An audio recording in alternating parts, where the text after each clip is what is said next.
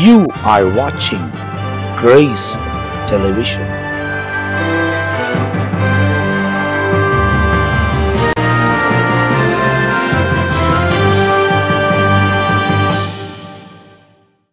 ஆண்டவரும் அருமை இரட்சகராக இயேசு கிறிஸ்துவின் நாமத்தினால் உங்கள் யாவரையும் நாங்கள் அன்போடு கூட வாழ்த்துகிறோம், உங்களை வரவேற்கின்றோம். தேவனுடைய பெரிதான கிருபையால் சுவிசேஷம் என்ற இன்னொரு பகுதியில் உங்களை சந்திப்பதிலே நாங்கள் மிகுந்த மகிழ்ச்சி அடைகிறோம். உண்மையிலே இந்த வசனங்களை ஆராய்ந்து அறிந்து கொள்வதிலும் தேவனுடைய ஊழியக்காரர்களோடு கூட உட்கார்ந்து ஆவியானவர் அவங்களுக்கு சொல்லுகிற காரியங்கள் எல்லாம் கேட்கும்போது அவங்க அனுபவங்களை, அவங்க இத்தனை வருஷமாய் ஊழியங்கள் செய்த பாதைகளில் தேவன் அவங்களை நடத்தின விதங்கள் இதெல்லாம் தெரிந்து கொள்ளும் போது ரொம்ப சந்தோஷமா இருக்குது. தேவன் தம்முடைய இரக்கங்களின் கிருபைகளும் தொடர்ந்து விளங்க பண்ணுகிறார். என சுவிசேஷம் அறிவிக்கப்பட வேண்டும். அதை அறிவிக்க தேவ திட்டத்தை நாம் நிறைவேற்றும் போது தேவன் இந்த உலகத்தில் நம்மை வைத்திருக்கிற திட்டத்தை நிறைவேற்ற அவர் உண்மை உள்ள தேவனா இருக்கிறார். என இயேசு சொல்றார், என் நாமத்தை நீங்கள் உலகத்தில் சொன்னால் உங்களுடைய பெயரை என் பிதாவிட்ட சொல்லுவேன். இந்த உலகத்தில் நீங்கள் மறுதளிப்பீர்கள் என்றால் நான் அங்க மறுதளிப்பேன்னு சொல்றார். எனவே இந்த சுவிசேஷத்தை அறிவிக்க எங்களுக்கு தேவன் இரக்கம் பாராட்டினபடியால் நான் கர்த்தரை ஸ்தோத்திரிக்கிறேன். தொடர்ச்சியா இந்த பகுதிக்குள்ள நாம் கடந்து போகிறோம். போன பகுதியை நாம் பார்க்கும்போது உபவாசத்தை குறித்து பார்த்தோம். உபவாசிக்க வேண்டும். எப்படி உபவாசிக்க வேண்டும்? மாயக்காரனை போல செய்யக்கூடாது, தம்பட்டம் அடிக்கக்கூடாது. எல்லாவற்றையும் தேவனுக்கு முன்பதாய் அவருக்கு மாத்திரம் தெரிந்த அளவுக்கு நாம் செய்ய வேண்டும். அப்போது ஜெபிக்கிற ஜெபத்துக்கு பலன் உண்டு. அதுல ஏசாயா தீர்க்கதரிசன புத்தகத்துல அந்த 58ஆம் அதிகாரத்தில் சொல்லப்பட்ட ஒரு சில காரியங்களை நாம் தியானித்தோம். அது ரொம்ப பிரயோஜனமா நமக்கு இருந்தது. இந்த பகுதியில் நீங்க பார்க்கும்போது மத்தேயு எழுதின சுவிசேஷம் 6ஆம் அதிகாரம் 19, 20, 21 இது 3 வசனங்களில் இன்னொரு குறிப்பிட்ட சம்பவத்தை தேவன் நமக்கு தெரியப்படுத்துகிறார். இதெல்லாம் இயேசு கிறிஸ்து போதித்த போதனைகள். இது அவர் மலையில் இருக்கும்போது பேசினது மலை பிரசங்கம் என்பதாகவும் அழைக்கப்படுகிறது. இதிலிருந்து தான் எடுத்து நாம் தியானித்துக் கொண்டிருக்கிறோம். இந்த 3 வசனங்களை நாம் வாசிக்க கேட்க போகிறோம். பூமியிலே உங்களுக்கு பொக்கிஷங்களை சேர்த்து வைக்க வேண்டாம். இங்கே பூச்சியும் துருவும் அவைகளை கெடுக்கும். இங்கே திருடரும் கன்னமிட்டு திருடுவார்கள். பரலோகத்திலே உங்களுக்கு பொக்கிஷங்களை சேர்த்து வையுங்கள். அங்கே பூச்சாவது துருவாவது கெடுக்கிறதும் இல்லை, அங்கே திருடர் கன்னமிட்டு திருடுகிறதும் இல்லை. உங்கள் பொக்கிஷம் எங்கே இருக்கிறதோ அங்கே உங்கள் இருதயமும் இருக்கும். இன்னொரு அழகான ஒரு சம்பவத்தை இயேசு போதிக்கிறார் உபவாசத்தை குறித்து. அதாவது ஃபர்ஸ்ட் நீங்க பாத்தீங்கன்னா கொடுக்கறதை குறித்து ஆண்டவர் சொல்றாரு. அதுக்கு பிறகு ஜெபத்தை கற்றுக் கொடுக்கிறார். அதுக்கு பிறகு நீங்க பாத்தீங்கன்னா உபவாசத்தை குறித்து சொல்லுகிறார். அதுக்கு பிறகு சேர்த்து வைப்பதை குறித்து சொல்லுகிறார். இந்த காலத்துல ரொம்ப முக்கியமானது. ஏன்னா குறிப்பாய் நாமே இந்த உலகத்துல என்ன செய்யணும் என்ன செய்யக்கூடாது என்பதை தெரியக்கூடிய அளவுக்கு தேவன் ஒவ்வொரு காரியத்தையும் பேசுகிறார். இந்த வசனங்கள் ரொம்ப சிறப்பா இருக்க போகிறது. முதலாவது மத்தியில ரெவரண்ட் ஜெயக்குமார் அவர்கள் பகிர்ந்து கொள்வார்கள். கர்த்தருடைய நாமம் மகிமைப்படுவதாக. ஆண்டவராகிய இயேசு கிறிஸ்துவின் இனியதான நாமத்தினாலே மறுபடியும் நாங்கள் உங்களை வாழ்த்துகிறோம். ஆண்டவராகிய இயேசு கிறிஸ்து பூமியில் வாழ்ந்த நாட்களிலே இன்னும் ஒரு மேன்மையான ஒரு காரியத்தை நமக்கு கற்றுக் கொடுக்கிறார். பொக்கிஷத்தை குறித்து ஆண்டவர் 19ஆம் வசனத்திலிருந்து 21ஆம் வசனம் வரைக்கும் நமக்கு பொக்கிஷத்தை எங்கே சேர்த்து வைக்க வேண்டும் என்பதை குறித்து ஆண்டவர் நமக்கு எடுத்து உரைக்கிறார். முதலிலே நாம் தெரிந்து கொள்ள வேண்டிய ஒரு காரியம், தேவ சாயலிலே படைக்கப்பட்ட நாம் வெறும் இந்த பூமியில் மாத்திரம் வாழ்கிறவர்கள் அல்ல. இந்த சத்தியத்தை தெரிந்து கொண்டால் மரணத்துக்கு பின் நமக்கு நித்திய வாழ்க்கை உண்டு என்ற சத்தியத்தை நாம் அறிந்து புரிந்து கொண்டால் இதனுடைய விளக்கம் நமக்கு நன்றாக புரியும், சுலபமா இருக்கும், புரியும். ஏனென்றால் நம்மை படைத்த தேவன் இந்த பூமியோடு கூட நம்முடைய வாழ்க்கை முடிவது கிடையாது. இந்த மரணத்துக்கு பின் அப்படி என்று சொன்னால் இயேசுவை இரட்சகராக ஏற்றுக்கொண்டு கிறிஸ்துக்குள் மரிக்கிறவர்களுக்கு நித்திய வாழ்க்கை உண்டு என்ற சத்தியத்தை அறிந்திருக்க வேண்டும். அதான் ஒரு விஷயம் பாஸ்டர். அதாவது உலகத்துல இருக்கிற அத்தனை பேருக்கும் அந்த நித்தியம் என்பது இருக்கிறது. அந்த நித்திய ஜீவனுக்குள்ள யார் பிரவேசிக்க போறாங்க? ஆக்கனி தீர்ப்பு யார் அடைய போறாங்க? அதாவது அதுதான் உங்களுக்கு நித்தியமே. ஒன்று தேவனுக்கு ஏற்ற ஒரு வாழ்க்கை வாழ்ந்தால் அவர்கள் பிதாவோடு கூட இயேசு கிறிஸ்துவோட சஞ்சரிக்க போறாங்க. அப்படி இல்லைன்னா ஆக்கனி தீர்ப்பு அடைய போறாங்க. அப்ப இந்த 19, 20, 21 வசனத்தினுடைய உண்மையான ஒரு கருத்தை நாம் தெரிந்து புரிந்து செயல்பட வேண்டுமானால் ஒவ்வொரு தேவ பிள்ளைகளும் நமக்கு தேவன் கற்றுக் கொடுத்த ஒரு காரியம், இந்த பூமியில் மாத்திரம் நாம் வாழ்கிற வாழ்க்கை அல்ல, மரணத்துக்கு பின் நமக்கு ஒரு நித்திய வாழ்க்கை உண்டு என்ற சத்தியத்தை நாம் தெரிந்து கொண்டால், ஏன்னா இது தெரியாதபடி இருக்கிறபடினால தான் அநேகர் இயேசுவை அறியாத அஞ்ஞானிகள் உலகத்தோடு நம்முடைய வாழ்க்கை முடிந்து போகிறது என்பதற்காக அவர்கள் செய்கிற காரியங்கள் பூமியில் மாத்திர பொக்கிஷத்தை சேர்த்து வைப்பார்கள். அவங்க நோக்கம் என்ன? இந்த உலகத்தோடு கூட என்னுடைய வாழ்க்கை முடிந்துவிடும், மரணத்துக்கு பின் என்ன இருக்கிறது என்று தெரியாமல் அஞ்ஞானிகள் வாழ்கிறார்கள். அதைத்தான் பவுல் சபைக்கு எழுதும் பொழுது அந்த மரணத்தை குறித்து எழுதுவார். நித்திரை அடைந்தவர்கள் நிமித்தம் மற்றவர்களை போல துக்கித்த அறிவில்லாத மற்றவர்னா அஞ்ஞானிகளை போல. ஏன்னா நம்ம இயேசுவானவர் மரித்து உயிர்த்தெழுந்து மறுபடி வரப்போகிறார். அவர் வருகையில கிறிஸ்துக்குள் மரித்தவர்கள் உயிர்த்தெழுவார்கள், கிறிஸ்துக்குள் உயிரோடு மறுமாக்கப்பட்டு அவர்களுக்கு எடுத்துக் கொள்ளப்படுவார்கள். அப்படி என்றால் கிறிஸ்து இயேசுவை இரட்சகராக ஏற்றுக்கொண்ட நமக்கு நித்திய வாழ்க்கை உண்டு. அப்படி என்றால் பூமியில வாழும் பொழுது உனக்கு வெறும் பூமிக்குரிய வாழ்க்கைன்னு சொன்னா அதை மட்டும் நினைச்சு இங்க மட்டும் பொருளை சேர்த்து வைக்காத, பொக்கிஷத்தை சேர்த்து வைக்காத. இதனுடைய அர்த்தம் என்னன்னா, பூமியிலே உங்கள் பொக்கிஷங்களை சேர்த்து வைக்க வேண்டாம். பூமியில ஏன்னா இங்கத்துக்கு மாத்திரம் வாழ்க்கை இல்ல, இதற்கு பின் இன்னொரு மகிமையான ஒரு வாழ்க்கை இருக்கிறது. இங்க நீ சேர்த்து வைக்கிறது என்ன ஆயிடும்? இங்க மாத்து தான் வாழ்வேன், இங்க மாத்த எனக்கு எல்லாமே தேவை, இங்க மாத்துதான் எனக்கு இருக்கிறதுக்கு எல்லாமே தேவைன்னு சொன்னா, இங்க மாத்திரம் இருந்தா இங்க பூச்சியும் துருவும் அவைகளை கெடுக்கும், இங்கே திருடனும் கண்ணமிட்டு திருடுவார்கள். அப்படி என்றால் பூமியில மறு வாழ்க்கை இங்கோடு முடியுதுன்னு மாட்டு நினைக்காத, உன்னுடைய வாழ்க்கை நித்தியத்தில் இருக்கிறது. அதற்கு வேதத்துல இயேசு வாழ்ந்த நாட்களிலே ஒரு ஐஸ்வர்யவான் வந்து இயேசுவிடத்தில் ஒரு கேள்வி கேட்டான். வாஸ்து பாருங்க, மத்தேயு 19ஆம் அதிகாரத்துல 16ஆம் வசனத்திலிருந்து 21ஆம் வசனம் வரைக்கும் ஒரு ஐஸ்வர்யவான் வந்து இயேசுவிடத்தில் கேட்ட கேள்வி 16 வாசிங்க. அப்பொழுது ஒருவன் வந்து அவரை நோக்கி, நல்ல போதகரே, நித்திய ஜீவனை அடைவதற்கு நான் எந்த நன்மை செய்ய வேண்டும் என்று கேட்டான். அப்போ ஒரு மனுஷன் நித்திய ஜீவனை அடைவதற்கு நான் எந்த நன்மை செய்யணும் அப்படின்னு கேட்ட பொழுது ஆண்டவர் ஒரு பட்டியலிட்டு சொல்வாரு, இதெல்லாம் நீ செய்யணும், இதெல்லாம் செய்யணும். உடனே ஆமா, இதெல்லாம் என் சிறு வயதில் இருந்தே நான் கடைபிடித்து வரேன். இப்போ இதெல்லாம் செய்யணும்னு சொல்றீங்களா பாஸ்டர்? அதை வாஸ்து அவங்களுக்கு நல்லா தெரியும். அதற்கு அவர், நீ என்னை நல்லவன் என்று சொல்வானேன்? தேவன் ஒருவரை தவிர நல்லவன் ஒருவரும் இல்லையே. நீ ஜீவனில் பிரவேசிக்க விரும்பினால் கற்பனைகளை கைக்கொள் என்றார். அதற்கு அவரை நோக்கி எவைகள் என்று கேட்டான். அதற்கு இயேசு, கொலை செய்யாது இருப்பாயாக, விபச்சாரம் செய்யாது இருப்பாயாக, களவு செய்யாது இருப்பாயாக, பொய் சாட்சி சொல்லாது இருப்பாயாக, உன் தகப்பனையும் உன் தாயும் கனம் பண்ணுவையாக, உன்னிடத்தில் நீ அன்பு கூறுவது போல பிறனிடத்திலும் அன்பு கூறுவாயாக என்பதையே என்றார். அந்த வாலிபன் அவரை நோக்கி, இவைகளெல்லாம் என் சிறு வயது முதல் கை கொண்டு இருக்கிறேன், இன்னும் என்னிடத்தில் குறைவு என்ன என்றார். அதற்கு இயேசு, நீ பரிபூர்ண சற்குணராய் இருக்க விரும்பினால் போய் உனக்கு உண்டானவைகளை விற்று தரித்திற்கு கொடு, அப்பொழுது பரலோகத்தில் உனக்கு பொக்கிஷம் உண்டாயிருக்கும், பின்பு என்னை பின்பற்றி வா என்றார். அப்போ இந்த மனுஷன் ஐஸ்வர்யவான் பரலோகத்திற்கு போய் வாழணும்னு நினைக்கிறான். ஆனா அந்த பரலோகத்துல மேன்மையான ஒரு வாழ்க்கை வாழ்வதற்கு நீ பரலோகத்துக்கு போற உண்மைதான், ஆனா அந்த இடத்துல உனக்கு ஒரு பொக்கிஷம் சேர்த்து வைக்கணும்னா உனக்கு உண்டான எல்லாவற்றையும் பூமியோட முடிஞ்சுதாது, நீ போய் தரித்திற்கு கொடு.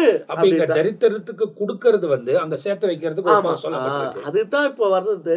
வெறும் பூமியில மாத்திரம் எனக்கு பொக்கிஷனா அது என்ன நோக்குனா, 4 பேருக்கு நன்மை செய்யாத, 4 ஊழியத்துக்கு கொடுக்காத, 4 ஊழியலுக்கு கொடுக்காத, ஏழைகளுக்கு கொடுக்காத, யாருக்குமே பிரயோஜனம் இல்லாம இந்த உனக்காக மாத்து இந்த பூமியில சேர்த்து வச்சுனா அதெல்லாம் வீணாக போயிடும். உனக்கு பரலோகத்துல பொக்கிஷம் இருக்கணும்னு சொன்னா தேவன் உன்னை ஆசீர்வதிக்கும் பொழுது, தேவன் தேவன் உனக்கு கொடுக்கும் பொழுது அவர் நாமத்தின் நிமித்தமாக 4 ஏழைக்கு செய்யணும். ஏழைக்கு இறங்குகிறவன் கர்த்தருக்கு கடன் கொடுக்கிறார். அவன் கொடுத்தது அவர் திருப்பி கொடுப்பார். இந்த சிறியவன் ஒருவனுக்கு நீ எதை செய்கிறாயோ அதை நீ எனக்கே செய்கிறாய். நான் வஸ்திரம் இல்லாத இருந்தேன், எனக்கு நீ வஸ்திரத்தை கொடுத்தாயா? நான் பசியா இருந்தேன், எனக்கு உணவு கொடுத்தாயா என்று கேட்பது. ஆண்டவரே, நீ எப்போ பசியா இருந்தீங்க, நீ எப்போ வஸ்திரம் இருந்தா? இந்த சிறியவன் ஒருவனுக்கு நீ எதை செய்கிறாயோ அதை நீ எனக்கே செய்கிறாய். அவர் நாமத்தை தரித்த நீயும் நானும் பரலோகத்திலே நமக்கு பொக்கிஷம் இருக்கணும்னு சொன்னா நேரடியாக பரலோகத்தை யாரையும் சேர்த்து வைக்க முடியாது. ஆனா இந்த பூமியிலே அவர் நாமத்தின் நிமித்தமாக நாம் எதை செய்கிறோமோ அது ஊழியத்துக்கு நான் கொடுக்கலாம், ஊழியர்களுக்கு நான் கொடுக்கலாம், சபைக்கு நான் கொடுக்கலாம், 4 ஏழைக்கு நான் கொடுக்கலாம். இவை எல்லாம் நாம் செய்கிற காரியங்கள் நித்தியத்திலே பரலோகத்திலே நாம் பொக்கிஷத்தை சேர்த்து வைக்கிறோம். ஏன் சொன்னா நம்முடைய வாழ்க்கை கிறிஸ்தவ வாழ்க்கை பூமிக்குரிய வாழ்க்கை மாத்திரமல்ல, மரணத்துக்கு பின் நமக்கு ஒரு நித்திய வாழ்க்கை இருக்கு. பூமிக்கு வேண்டியதை நம்ம வச்சுட்டு இருக்கிறோம். அங்க போனாக்க நம்ம என்ன வச்சுட்டு இருக்கிறோம்?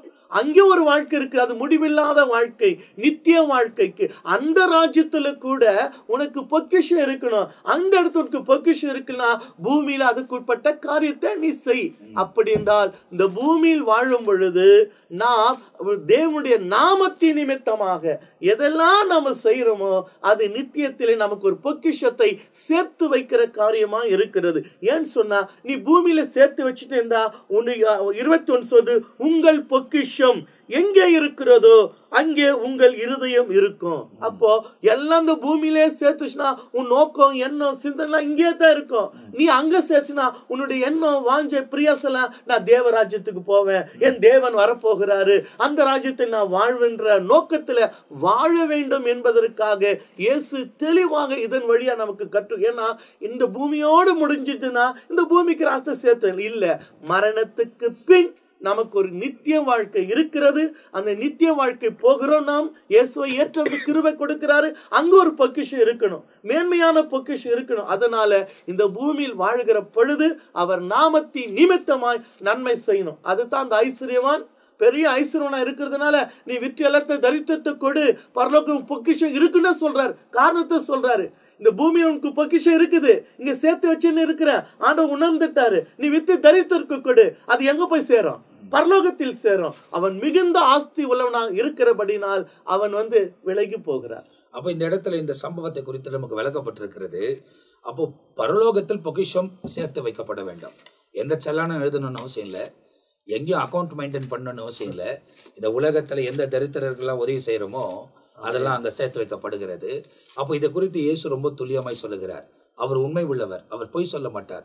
அவர் சொன்னதுதான், அதன்படியே அவர் நிறைவேற்றுவதற்கு அவர் உண்மை உள்ளவராக இருக்கிறார். இதை குறித்து இன்னும் கூடுதலாக நம்ம மத்திய ஜான் பீட்டரை அவர்கள் பகிர்ந்து கொள்வார். இந்த வேத பகுதியில் 2 பகுதியை பிரித்து காட்டுகிறார். ஒன்று பூமிக்குரிய வாழ்க்கை, இன்னொன்று பரலோக வாழ்க்கை. அதாவது இம்மையை குறித்தும் மறுமையை குறித்தும் 2 சொல்றார். 2 ஆண்டவர் மனுஷகுமாரன் என்றும் தேவகுமாரன் என்றும் குறிப்பிடப்பட்டது. மனுஷகுமாரன் என்பது உலகத்தில் வந்ததினால், தேவகுமாரன் என்பது தெய்வீகத்தோடு தொடர்புடையதினால். அதை போல அங்க பிரிச்சு காட்டுறார். ஆண்டவர் எப்பவுமே 2 காரியத்தை தான் சொல்லுவாரு, உலகம் பரலோகம். அப்போ இந்த பூமி பரலோகம். இப்ப முதல் காரியம் என்ன சொல்றாரு? பூமியில் பொக்கிஷம் என்பது என்ன? பொருளாதாரம், செல்வம், பணம். நம்ம சரி, அப்போ பூமியில செல்வம் வேண்டாமா? இந்த 19ஆம் வசனத்தின்படி சேர்த்து வைக்க வேண்டாம் அப்படின்னு சொல்றாரு. இப்ப சேர்த்து வைக்க கூடாதா? ஒரு மாதிரி நீங்க பைபிள்ல பார்க்கும்போது பெற்றோர் பிள்ளைகளுக்கு சேர்த்து வைக்கணும். என்ன விஷயம்? உணவு வேண்டும், உடை வேண்டும், தேவையானது வேண்டும். ஒரு மனுஷன் இந்த பூமியில் வாழும்போது சராசரி அவனுடைய தேவைகள் இருக்கிறது. அந்த காலங்களுக்குட்பட்டு அதற்காக கஷ்டப்படணும், உழைக்கணும், செயல்படணும், போதுமான அளவு செயல்படணும். என்ன சொல்றாரு 19ல? அளவுக்கு மீறி ஆசை வைக்காத. அதுக்குதான் என்ன ஒரு வார்த்தை சொல்லுவோம், பொருள் ஆசை. பொருளாசை உனக்கு வேண்டாம், ஆசை வேண்டும், அதிகமான ஆசை வேண்டாம். அதான் சொல்றாரு. சரி, அப்படி நாம ஒருவேளை சேர்த்தா தனக்கு போக பிறருக்கு பிரயோஜனமா இருக்கணும். அப்ப இந்த இடத்துல பூமியிலே உங்களுக்கு பொக்கிஷங்களை சேர்த்து வைக்க வேண்டாம் சொல்வதின் அர்த்தம் சுத்தமாவே வேண்டாம் என்பதல்ல. சுத்தமாவே வேண்டாங்கிறதல்ல, உனக்குரியது நீ ரெடி பண்ணிக்க உழைத்து. ஆனால் இங்க நீ அளவுக்கு மீறி பிறருக்கு பிரயோஜனம் இல்லாம, மற்றவர்களுக்கு உதவி இல்லாம உனக்காகவே நீ எல்லாம் செஞ்சுக்கிட்டு இருந்தீன்னா என்ன ஆகும்? பூச்சி துரு அதெல்லாம் கெடுத்துரும், திருடுகளும் திருடுவாங்க என்பதுதான் 19ஆம் வசனத்துல. பைபிள்ல பொருளாதாரத்தை, அதான் பொருளாசை குறித்து தான் அந்த காரியத்தை அதிகமா சுட்டி காட்டுறாரு. நிறைய வசனம் சொல்ல முடியும். என்னன்னா, நம்ம அதையே நாடாத, உனக்கு வேண்டும் போதுமானது, அளவுக்கு மீறி அதை நாடி போகக்கூடாது. உலக பொருள்களை, உலக உடைமைகளை ஒண்ணு நமக்கு தேவை, 10 வேணும்னு தேடாத. இன்றைக்கு பசிக்கு உனக்கு தேவை, அதிகமா நீங்க அதை பற்றி யோசிக்க வேண்டாம். பரிசேயர் என்ன பண்ணுவாங்க? பொருளாசை உள்ளவங்க, அவங்களுக்கு தான் இதை சொல்றாரு. மாயக்காரர் என்றும் அவங்களுக்கு தான் இதை சொல்றாரு. லூக்கா 12ஆம் அதிகாரத்தில் நீங்க படிச்சு பார்த்தீங்கன்னா 13ல இருந்து 15 வரைக்கும் நீங்கள் படித்து பார்த்தால் பொருளாசையை குறித்து எச்சரிக்கையா இருங்க. அவங்க இதே வேலைதான், வேதத்தை படிக்கிறாங்க, எல்லாம் அவங்களுக்கு தெரியுது. ஆனா அவங்களுக்கு இந்த மற்றவங்களுக்கு வந்து கொடுக்கிற வழி இல்ல. ஆசை பிடிச்சு எனக்கு வேணும், எனக்கு வேணும், எனக்கு வேணும், என் மனைவிக்கு வேணும், என் பிள்ளைகளுக்கு வேணும், என் குடும்பத்துக்கு வேணும், என் சந்ததிக்கு மட்டும் வேணும். அதுக்குதான் உனக்கு அன்னன்னைக்குள்ள ஆகாரம் ஆண்டவர் ஜபத்துல கத்து கொடுத்தாரு. இதுக்கு முன்ன அன்னன்னைக்குரியது உனக்கு இருந்தா போதும்பா, நீ வந்து அளவுக்கு மீறி, அதான் இத பொருளாசையை முக்கியப்படுத்தி தான் சொல்றாரு. லூக்கா 16 அதிகாரம் முழுவதும் நீங்கள் படித்து பார்த்தால், லூக்கா 16 முழுவதும் இந்த ஐஸ்வர்யவான் அல்லது பொருளாதாரம் இதை குறித்து அந்த ஃபுல்லா படிச்சு பார்த்தோம். முழு விவரம் அதுல இருக்கு. யார் சேர்த்தாங்க, யார் சேர்க்க கூடாது, அதுல 2 காரியத்தை விளக்கி காட்டுறாரு. ஐஸ்வர்யவான், லாசர். அப்போ அவன் வந்து இன்னொருத்தவங்களை கவனிக்கல, தனக்காகவே சேர்த்துக்கிட்டான். முடிவு பரிதாபத்தில் அது 16 அதிகாரத்துல முழுமையும் சுட்டி காட்டுகிறது. இப்ப இந்த பொருளாதாரத்தில் ஆர்வம் கொண்டு போகிறவங்களுக்கு பைபிள் என்ன சொல்லுதுன்னா, இச்சை உள்ளவர்கள்னு சொல்லுது. யாத்ராகமம் 20ஆம் அதிகாரத்தின் 17ஆம் வசனத்தை நீங்க படித்தால், அது இந்த பொருளாசை உள்ளவங்க என்ன பண்ணுவாங்க தெரியுமா? திருட ஆரம்பிச்சிருவாங்க, பொய் சொல்ல ஆரம்பிச்சிருவாங்க, மனசாட்சி இல்லாத போயிடும். ஒரு முறை அவங்க அதுல தலையிட்டுட்டாங்கன்னா அது இன்னொருத்தவங்க பொருளாச்சே, இது நமக்குரியதல்ல, எனக்குரியது மட்டும் எனக்கு போதும், இது இன்னொருத்தவங்க அந்த எண்ணம் இருக்காது, இன்னும் அதிகமா. அததான் ஆண்டவர் இந்த 10 கற்பனைகளில் தெளிவா சொல்றாரு. யாரையும் நீ பண்ண, உனக்கு வேணும், இது எனக்கு தெரியும், நீ என்ன கேளு, நான் உனக்கு கொடுக்கிறேன், அந்த ஆசை பிடிச்சு அலையாத என்று ஸ்டார்டிங்லயே அவர் சொல்லிட்டாரு. 119ஆம் சங்கீதம் 36ஆம் வசனத்துல கூட சங்கீதக்காரன் அதை குறித்து விளக்கம் கொடுக்கிறாரு. இந்த நமக்கு அதை ஒரு வசனம் படிக்கலாமே. 119ஆம் சங்கீதம் 119 36ஆம் வசனம். என் இருதயம் பொருளாசையை சாராமல், இது எதை குறிக்குது? உலகத்துக்குட்பட்ட பூமிக்குரிய காரியம். சங்கீதக்காரன் சொல்றாரு, என் இருதயம் பொருளாசைக்குட்பட்டு பொருளாசையை சாராமல் சொல்றாரு. உமது சாட்சியை சாரும்படி செய்யும் அப்படின்னா பரலோக பொக்கிஷம்.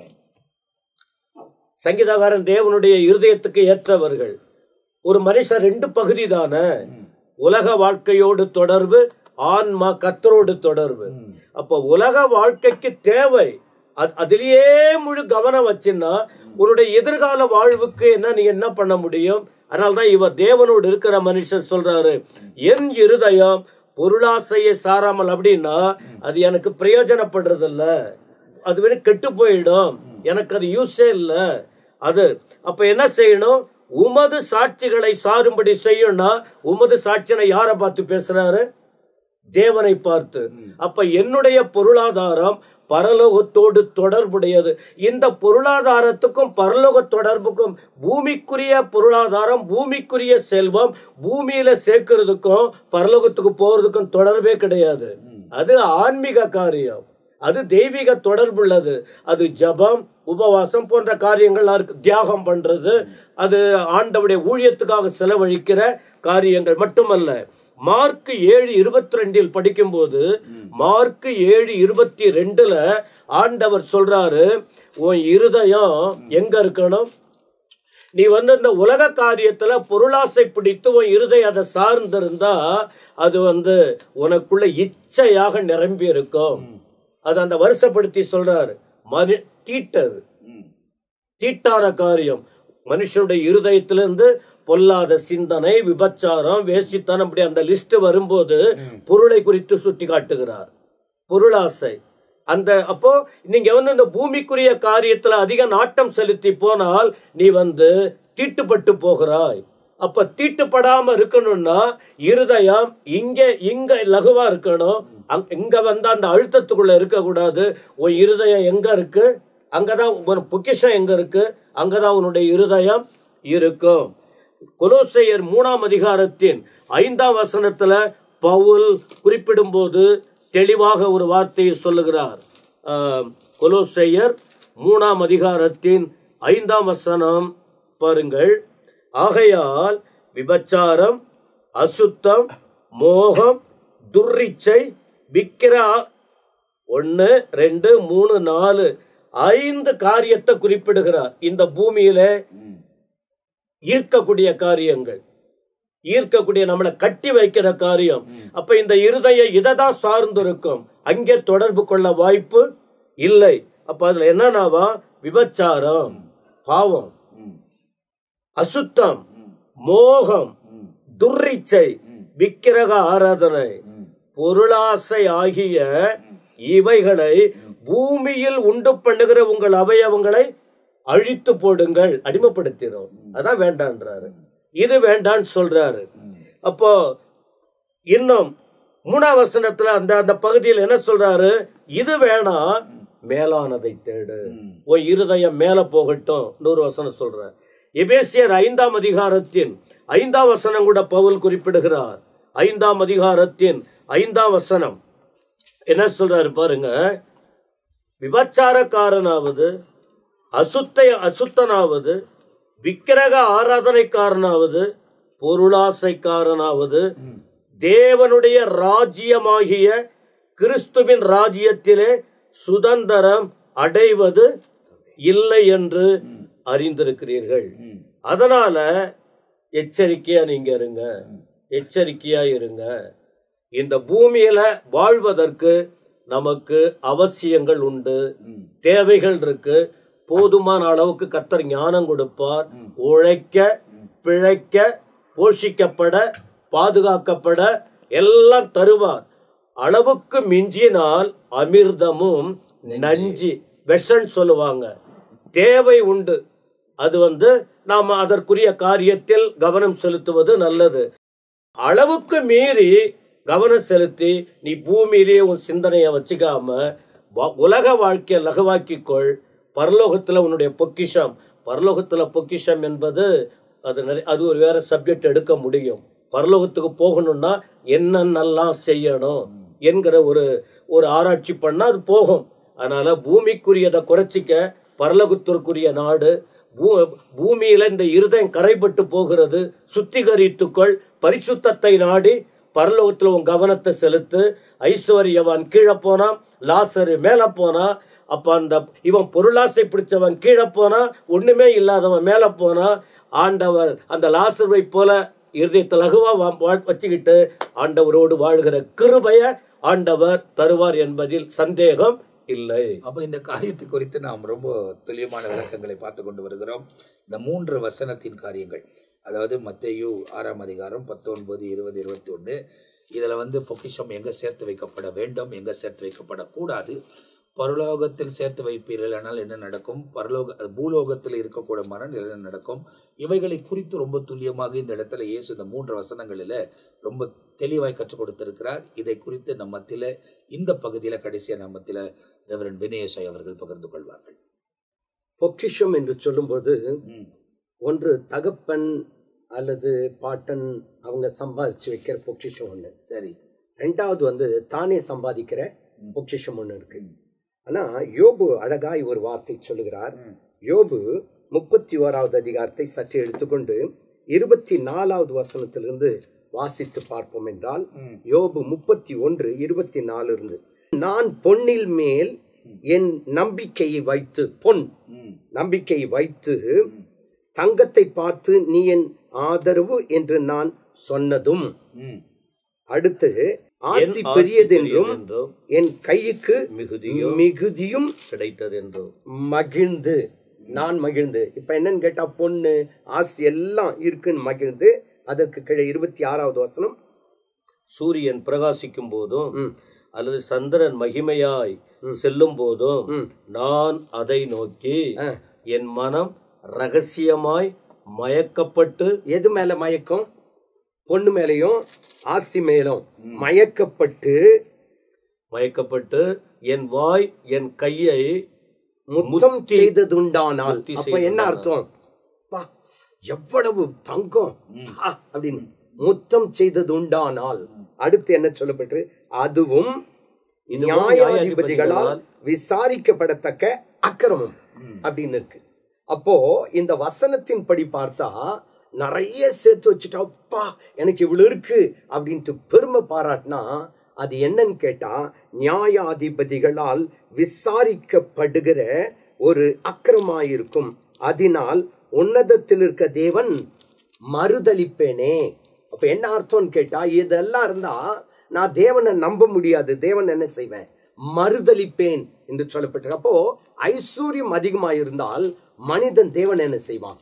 மறுதலிப்பான் என்று அங்கே தெளிவாய் சொல்லப்பட்டிருக்கிறது. அது மட்டும் அல்லாதபடிக்கு நீதிமொழிகள் 11வது அதிகாரம் 4வது வசனத்தை பார்க்கும்போது, கோபாக்கினை நாளில். அப்போ கோபாக்கினை நாள்னாக்கா என்ன வருது? ஆண்டவராகிய தேவன் வருகிற நாட்களில், கோபாக்கினை நாளில் ஐஸ்வர்யம் உதவாது. அப்போ கர்த்தருடைய வருகையின் நாள்ல நான் நிறைய பணம் சேர்த்து வச்சிருக்கேன், ஆனால் அங்க போயிடுவேன் அப்படின்னு நினைக்க முடியாது. இப்போ தெளிவா சொல்லப்பட்டிருக்குது, கோபாக்கினை நாளில் ஐஸ்வர்யம் உதவாது. இப்போ ஒரு குறிப்பிட்ட விஷயம், நம்ம இந்த எபிசோடு எடுக்கும்போது, இந்த எபிசோட் நம்ம ஷூட் பண்ணுகிற இந்த நாளில யுஎஸ்ல கலிபோர்னியா அந்த இடத்துல ஏற்பட்டிருக்கிற அந்த தீ விபத்து, அது அந்த லாஸ் ஏஞ்சல்ஸ் முழுமையா அழிச்சு போட்டிருக்கு. அந்த இடத்துல நீங்க பாத்தீங்கன்னா வெறும் பணக்காரர்கள், ஆமா, ஐஸ்வர்யவான்கள், ஏழைங்களே பார்க்க முடியாத ஒரு இடம். அதுவும் கம்ப்ளீட்டா ஹாலிவுட்ல இருக்கிறவங்க எல்லாமே வசிக்கக்கூடிய ஒரு இடம். பணம் அவங்களை காப்பாத்தல. எவ்வளோ, அதாவது எத்தனையோ ஜீல இருக்கிறாங்கன்றாங்க, எந்த ஜீயும் அவங்களை இப்ப காப்பாத்தல. கம்ப்ளீட்டா அழிக்கப்பட்டு சாம்பல் ஆகிக்கொண்டே இருக்குது. இன்னும் சாம்பல் ஆகிக்கொண்டே தான் இருக்குது. நிறைய ஜனங்கள் அழிக்கப்பட்டு வராங்க. அப்ப இந்த வசனத்தின் பிரகாரம் இந்த ஆபத்து நாட்களிலே அந்த பணம் அவங்க கிட்ட இருக்கிற பணம் காப்பாத்தலையே. அதனாலதான் இன்னொரு வசனம் பாருங்க, நீதிமொழிகள் 23வது அதிகாரம் 4-5 வசனத்தை பார்க்கும்போது, ஐஸ்வர்யவான் ஆக வேண்டும் என்று பிரயாசப்படாதே. அப்போ ஐஸ்வர்யத்தை சேர்க்கணும்ட்டு பிரயாசப்படாதே, சுய புத்தியை சாராதே, இல்லாமற் போகும் பொருட்களின் மேல் உன் கண்களை பறக்க விடாதே. அப்ப எவ்வளவு நல்ல அருமையான வார்த்தை பாருங்க. அது கழுகை போல சிறகுகளை தனக்கு உண்டு பண்ணி கொண்டு ஆகாய மார்க்கமாய் பறந்து போகும். நீங்க சொன்ன மாதிரி இன்னைக்கு அமெரிக்காவில் இருக்க அநேகர் ஐஸ்வர்யம் எல்லாம் இந்த கழுகை போல என்ன பண்ணிடுச்சான்? பறந்து போயிடுச்சு அப்படின்னு இருக்கு. அப்போ வேத வசனம் எவ்வளவு உண்மை என்பதை நாம் இதிலிருந்து பார்க்க முடிகிறது. பிரசங்கியின் புத்தகம் 2வது அதிகாரம் 26வது வசனத்தை பாருங்க. 2வது அதிகாரம் 26வது வசனம், தேவன் தமது பார்வைக்கு நல்லவனாய் இருக்கிறவனுக்கு ஞானத்தையும் அறிவையும் இன்பத்தையும் அளிக்கிறார். பாவம் செய்கிறவனுக்கோ தமது பார்வைக்கு நல்லவனாய் இருக்கிறவன் வசமாய் வைத்துவிட்டு போகும் பொருட்டு சேர்த்து குவிக்கும் தொல்லையை அவன் நியமித்திருக்கிறான். அப்போ ஐஸ்வர்யம் நமக்கு வர வர தொல்லை அதிகமா என்ன செய்து பெருகுகிறது என்று சொல்லி வசனத்துல நாம் பார்க்கிறோம். அது மட்டுமல்லாமல் செப்பனியாவின் புத்தகத்தை எடுத்துக்கொள்ளலாம். 1வது அதிகாரம் 18வது வசனத்தை தயவு செய்து வாசிக்கும்படியாய் கேட்கிறேன். செப்பனியா 1வது அதிகாரம் 18வது வசனம். அப்படி என்றால் கர்த்தருடைய நியாய தீர்ப்பு நாளில், அதாவது கர்த்தர் நம்மை நீதி செய்கிற அந்த நாளில் என்ன நடக்கும் என்பதை செப்பனியா 1வது அதிகாரம் 18வது வசனத்தை வாசித்து பார்க்கலாம். கர்த்தருடைய உக்கிரத்தின் நாளிலே அவர்கள் வெள்ளியும் அவர்கள் பொன்னும் அவர்களை தப்புவிக்க மாட்டாது. என்ன அழகா இருக்கு பாத்தீங்களா? அப்போ ஜட்ஜ்மெண்ட் அந்த நாள்ல, அவருடைய கோபாக்கினை நாள்ல தாங்கள் சேர்த்து வைத்த வெள்ளியோ பொண்ணு அவர்களை தப்புவிக்காது. அவருடைய எரிச்சலின் அக்கினியினால் தேசம் எல்லாம் அழியும், தேசத்தின் குடிகளை எல்லாம் சடுதியாய் நிர்மூலம் பண்ணுவார். என்ன பாருங்க, அப்ப ஐஸ்வர்யவானா இருந்தா கூட பணக்காரன் அவனை விட்டுணும் அப்படின்னு சொல்லிட்டு அமைதியா இருக்க மாட்டாரு. ஆண்டவன் என்ன பண்ணுவாராம்? நிர்மூலம் பண்ணுவார் என்று வசனத்திலே வாசிக்கிறோம். இன்னும் கூட பாருங்க, அந்த ஐஸ்வர்யத்தை ஏன் சேர்க்க கூடாது என்று பார்க்கிற நேரத்துல எபிரேயர் 13வது அதிகாரம் 5வது வசனத்தை பார்க்கும்போது, நீங்கள் பண ஆசை இல்லாதவர்களாய் நடந்து, அப்போ பண ஆசை இல்லாதவர்களாய் நடந்து உங்களுக்கு இருக்கிறதே போதும் என்று எண்ணுங்கள், நான் உங்களை விட்டு விலகுவதும் இல்லை, உங்களை கைவிடுவதும் இல்லை என்று ஆண்டவர் சொல்லுகிறார். அப்ப என்ன அர்த்தம் கேட்டா, இருக்கிறது போதும், இன்னும் சேர்க்கணும், இன்னும் பெரிய ஆள் ஆகணும், ஐஸ்வர்யவான் ஆகணும் நினைக்காதீங்க அப்படின்னு சொல்லிட்டு எபிரேயர் 13:5வது வசனத்திலே வாசித்தோம். அதற்கு அடுத்து யாக்கோபு 5வது அதிகாரத்தை எடுத்துக்கொள்ளலாம். யாக்கோபு 5வது அதிகாரம் முதல் 3 வசனத்தை வாசித்து பாருங்களேன். யாக்கோபு 5வது அதிகாரம் முதல் 3 வசனங்கள். ஐஸ்வர்யவான்களே கேளுங்கள். அப்போ ஐஸ்வர்யவான்கள் ஆகும்படி நினைக்கிறவர்கள் அல்லது ஐஸ்வர்யவான்களே கேளுங்கள், உங்கள் மேல் வரும் நிர்பந்தங்களின் நிமித்தம் அலறி அழுங்கள். உங்கள் ஐஸ்வர்யம் அழிந்து உங்கள் வஸ்திரங்கள் பொட்டரித்து போயின, உங்கள் பொன்னும் வெள்ளியும் துருப்பிடித்தது, அவைகளிலுள்ள துரு உங்களுக்கு விரோதமாய் சாட்சியாய் இருந்தது. பாத்தீங்களா? அப்ப நம்ம சேர்த்து வச்ச பொக்கிஷமே நமக்கு விரோதமா என்ன பண்ணுமா? சாட்சி. என்ன சாட்சி?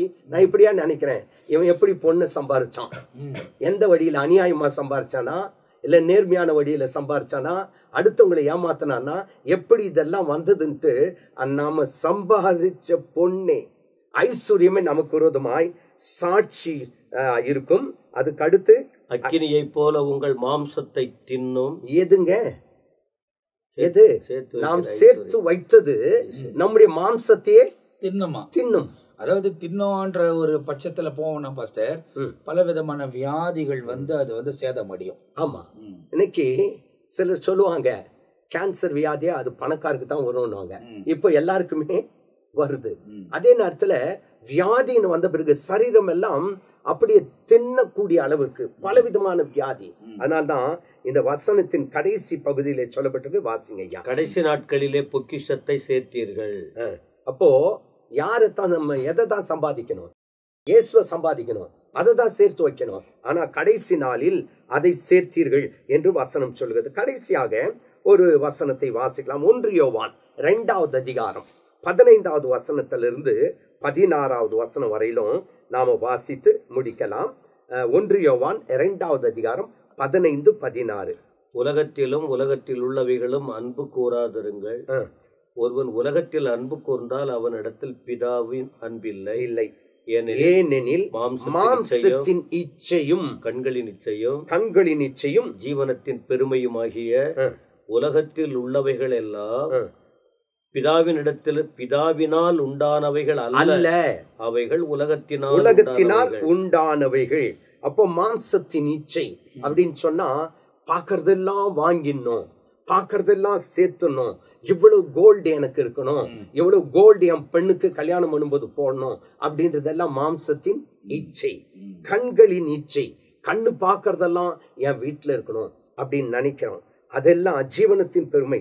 உலகத்தில் உள்ள எல்லாம் பிதாவினால் உண்டானவைகள் அல்ல, அவைகள் உலகத்தினால் உண்டானவைகள். அப்ப அந்த உலகத்தினால் உண்டான அந்த பொக்கிஷத்தின் மேல் நீ நோக்கமாய் இருக்கக்கூடாது என்று ஆண்டவர் தெளிவாய் அங்கே சொல்லுகிறதாக பார்க்கிறோம். அப்போ நமக்கு பொக்கிஷம் கட்டாயம் தேவைதானே. அதை யார் கொடுப்பது என்று சொன்னால் 1 தீமோத்தேயு 6வது அதிகாரம் 17வது வசனத்தை வாசித்து இத்தோடு கூட முடிக்கலாம் என்று விரும்புகிறேன். 1 தீமோத்தேயு 6வது அதிகாரம் 17வது வசனம். அப்போ தேவன் என்ன பண்றார்? நமக்கு தேவையானது அவர் என்ன பண்றாரு? கொடுக்கிறார். ஆகவேதான் அங்கே தெளிவாய் சொல்லப்பட்டிருக்குது, 17வது வசனம். இவ்வுலகத்திலே ஐஸ்வர்யம் உள்ளவர்கள் இருமாப்பான இருமாப்பான சிந்தனை உள்ளவர்களாய் இராமலும் நிலையற்ற ஐஸ்வர்யத்தின் மேல் நம்பிக்கை நம்பிக்கை வையாமலும் வைக்க கூடாது. அது மேல நம்பிக்கை வைக்க கூடாது. நம்முடைய நம்பிக்கை யார் மேல இருக்கணும்? கர்த்தர் மேல கர்த்தர் பேர்ல இருக்கணும். நம்பிக்கை வையாமலும், நாம் அனுபவிக்கிறதற்கு நன்றாய் கவனிங்க, நாம் அனுபவிக்கிறதற்கு சகலவித சகலவித நன்மைகளையும் நமக்கு சம்பூரணமாய் சம்பூரணமாய் கொடுக்கிற கொடுக்கிற ஜீவனுள்ள தேவன் ஆமென். மேல் நம்பிக்கை வைக்க. அப்ப என்ன அர்த்தம்? நாளைக்கு எனக்கு பணம் வேணுமே, நாளைக்கு எனக்கு இது வேணுமே நினைக்க வேண்டிய அவசியம் இல்லை. நாம் அனுபவிக்கிறதுக்கு சகலவித நன்மைகளையும் அவர் நமக்கு சம்பூர்ணமாய் கொடுப்பார். ஆமென். ஆகவே பொருளாசை உள்ளவளாய் நாம் இருக்கக்கூடாது. பூமியிலே பொருளை சேர்த்து வைக்க கூடாது. அவருடைய அன்பை மட்டுமே நம்முடைய இருதயத்திலே சேர்த்து வைக்க வேண்டும். அவருடைய அன்பை மற்றவர்களுக்கு பகிர்ந்து கொடுக்க வேண்டும். அப்பொழுது நாம் அனுபவிக்கிறதுக்கு சகலவித நன்மைகளையும் சம்பூர்ணமாய் நம்முடைய தேவன் கொடுப்பார். அப்போ இந்த வசனத்துக்கான விளக்கத்தை நம்ம பார்த்திருக்கிறோம். இன்னும் கூடுதலாக ஏதாவது பாஸ்டர் சொல்லணும்னா சொல்லலாம். இதை பார்க்கும் பொழுது ஆண்டவராகிய இயேசு கிறிஸ்து பூமியில் வாழ்ந்த நாட்களிலே அவர் வசனம் 5ஆம் வசனத்தை பார்க்கும், அவர் திரளான ஜனங்களை கண்டு மலைகள் மேல் ஏறினார். அவர் உட்கார்ந்த பொழுது அவருடைய சீஷர் அவரிடத்தில் வந்தார்கள். அப்பொழுது அவர் தம்முடைய வாயை திறந்து அவர்களுக்கு உபதேசித்து சொன்னது என்னவென்றால், அந்த நாட்களிலே இயேசுவை இரட்சகராக ஏற்றுக்கொண்ட சீஷர்கள், அவரை பின்பற்றின யாவரும் அவரிடத்தில் வருகிறார்கள். அவர்களுக்கு அவர் சொன்ன தம் வாயை திறந்து சொல்லப்பட்ட உபதேசங்கள். அப்ப என்னை பின்பற்றி நடந்தால் நீங்கள் செய்ய வேண்டிய காரியங்களை அவர் பட்டியலிட்டு ஒண்ணுன்னா நம்ம பார்த்துட்டு வரோம். அதுல அவர் கற்றுக் கொடுக்கிற போதித்து எல்லாமே பார்த்தீங்கன்னா, அன்று சீஷர்கள் இயேசுவை பின்பற்றி வந்தார்கள் அல்லவா, அது யூதர்னா இருக்கலாம், அது மற்ற எந்த புறஜாதியா இருக்கலாம். ஆனால் அவரை பின்பற்றி வந்தவர்கள் எப்படி வாழ வேண்டும், எதை செய்யணும், எதை செய்யக்கூடாது என்று கற்றுக் கொடுக்கிறார். அதில ஒன்று பொக்கிஷம். அப்போ இந்த யூதருடைய முறை பார்க்கும் பொழுது பொக்கிஷம், இந்த பூமிக்குட்பட்ட பொக்கிஷத்தை மாத்திரம் சேர்த்து வைக்கிற ஒரு அனுபவம் உள்ளவர்கள். ஏற்கனவே பார்த்தோம், அவங்க ஒரு வீட்டை கட்டும் பொழுது பொக்கிஷ அறை கட்டுவார்கள், பொக்கிஷ அறை. அப்போ அவங்க இந்த பூமியில மாத்திரம் நம்ம வாழ்கிறோம், பூமிக்குட்பட்டதை மாத்திரம் சேர்த்து வைக்க ஆரம்பிக்கிறார்கள். அப்ப ஆண்டவர் இந்த பூமியில் வாழ்வதற்கு மாத்திரம் சேர்த்து வைக்கிறது கிறிஸ்தவ வாழ்க்கை அல்ல. இதற்கு பிறகு நீ சேர்த்து வைக்கணும். அவர் கற்றுக்கொள்ள சேர்த்து வைங்கன்னு சொல்றாரு. 20 பரலோகத்திலே உங்களுக்கு பொக்கிஷங்களை சேர்த்து வைங்க. இங்க 19 சேர்த்து வைக்காத. எங்க சேர்த்து வைக்க கூடாது? பூமியில சேர்த்து வைக்காத. ஆனா எங்க சேர்த்து வைக்கலாம்? பரலோகத்திலே நீங்க பொக்கிஷத்தை சேர்த்து வைங்க. எப்படி இந்த பூமியில வாழ்வதற்கு நீ ஒரு பொக்கிஷம் சேர்த்து வைக்கிற, ஆனா அதை போல நீ பரலோகத்தில் உன்னுடைய பொக்கிஷத்தை நீ என்ன பண்ணும்? சேர்த்து வைக்கணும். இப்ப தாவீது சொல்றாரு பாருங்க, நோக்கம் ரொம்ப முக்கியமா இருக்கு. என்னுடைய சிறுமையில் இருந்து தேவ ஆலயத்தை கட்டுவதற்காக நான் சவதரித்தேன்றாரு. சவதரித்தேன்னா சேர்த்து வச்ச. அப்ப நோக்கம் என்ன? தான் வாழ வேண்டும் என்பதற்காக அல்ல, தான் மேன்மையா வாழ வேண்டுவதற்காக அல்ல, எனக்கு பிற்காலத்தில் வேண்டும் என்பதற்காக அல்ல, தேவனுடைய ஆலயத்தை கட்டுவதற்காக நான் சவதரித்த. அப்படின்னா என்னன்னா, அப்படி என்னுடைய சிறுமைனா அவருடைய சரித்திரத்தை பார்த்தாக்கா அவருடைய ஆடம்பரத்தை எல்லாம் விலக்கி, வீண் செலவெல்லாம் விலக்கி, அதனுடைய பணத்தை எல்லாம், அந்த நாட்டு ராஜாவினுடைய உணவு ராஜ போஜனம் அதிகமா பணத்தை செலவழிப்பாங்க, அதெல்லாம் தவிர்த்து அவர் அந்த பணத்தை எல்லாம் தேவனுடைய ஆலயத்தை கட்டுவதற்காக அவர் சேர்த்து வைத்ததாக வேதத்துல பார்க்கிறோம். அப்போ நோக்குன்னு ஒண்ணு இருக்கு, சேர்த்து வைக்கிறது நோக்குன்னு ஒண்ணு இருக்கு. அது போல இந்த பூமியில அவர் நாமத்தின் நிமித்தமாக நீ எதை செய்யறாயோ அது பரலோகத்துல உனக்கு பொக்கிஷமா இருக்கும். ஏன்னா இந்த பூமிக்குட்பட்டு மாத்திரம் யாருக்கும் பிரயோஜனம் இல்லாத, யாருக்கும் பிரயோஜனம், சில இடத்துல பாக்குறோம் பெத்த பிள்ளைங்களுக்கு கூட ₹1 கொடுக்க சேர்த்து வைப்பாரு, கட்டிய மனைவி கூட ஒன்றும் செய்யாம சேர்த்து வைப்பாரு. அதெல்லாம் தவறான காரியங்கள்.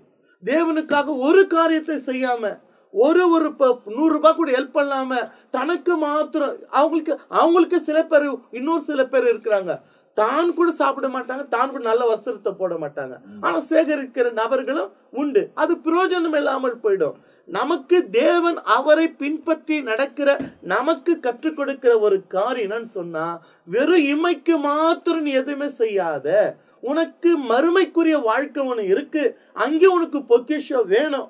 அதற்காக உட்பட்ட காரியத்தை நீ செய்யணும்னா அவர் நாமத்தின் நிமித்தமாக. எப்படின்னா நீங்க ஏற்கனவே நீ சொன்னீங்க, பேங்க்ல அவருக்கு அனுப்ப முடியாது, செக் அனுப்ப முடியாது, எதுவுமே செய்ய முடியாது. அவர் நாமத்தின் நிமித்தமாக நீ எதை செய்கிறாயோ அவையெல்லாம் பரலோகத்தில நாம் சேர்த்து வைக்கிற பொக்கிஷங்கள். அப்ப இதை குறித்து நாம் பார்த்து இருக்கிறோம். இந்த பகுதியில் இவைகளெல்லாம் ரொம்ப துல்லியமாய் விவரிக்கப்பட்டிருக்கிறது. ஏராளமான காரியங்களை கற்றுக்கொண்டோம். எனவே இந்த உலக வாழ்க்கையில நாம் இந்த உலகத்து காரியங்களையே சிந்தித்துக் கொண்டில்லாமல் நம்ம நித்தியமாய் வாழப்போகிற அந்த இடத்தில் நம் பொக்கிஷத்தை சேர்க்கக்கூடியவர்களாய் இந்த உலகத்தில் ஆண்டவர் சொன்ன காரியங்களை நாம் செய்வோமானால் நிச்சயமாய் தேவன் அதுக்குரிய பலனை நமக்கு கொடுப்பதற்கு அவர் உண்மை உள்ளவராக இருக்கிறார். அடுத்த பகுதியில் நாம் சந்திக்க போகிறோம். நாம் எல்லாம் இணைந்து தேவனுடைய சித்தத்தை நிறைவேற்ற ஒப்பு கொடுப்போம். தேவன் பெரிய காரியங்களை செய்வார். இப்போது எல்லாரும் நம்ம உங்ககிட்ட இருந்து விடைபெறுகிறோம். கர்த்தர் உங்களை ஆசீர்வதிப்பாராக. ஆமென், ஆமென்.